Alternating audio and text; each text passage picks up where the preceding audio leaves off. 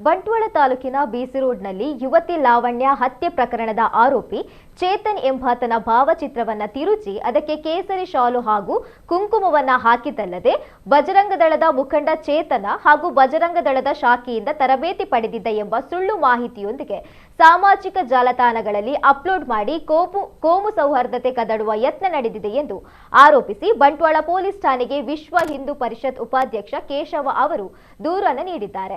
ಈ ಹಿನ್ನೆಲೆಯಲ್ಲಿ ಆರೋಪಿಯ ತಿರುಚಿದ ಭಾವಚಿತ್ರ ಹಾಗೂ ಪ್ರಚೋದನಕಾರಿ ಸಂದೇಶಗಳನ್ನು ವಾಟ್ಸ್ಆಪ್ ಗ್ರೂಪ್ಗಳು ಮತ್ತು ಇನ್ಸ್ಟಾಗ್ರಾಂ ಖಾತೆಗಳ ಮೂಲಕ ವ್ಯಾಪಕವಾಗಿ ಹಂಚಲಾಗಿದ್ದು, ಇದರಿಂದ ಸಮಾಜದಲ್ಲಿ ಕೋಮು ಉದ್ವಿಗ್ನತೆ ಮತ್ತು ಗಲಭೆಗಳು ಸೃಷ್ಟಿಯಾಗುವ ಸಾಧ್ಯತೆ ಇದೆ ಎಂದು ತಿಳಿಸಲಾಗಿದೆ.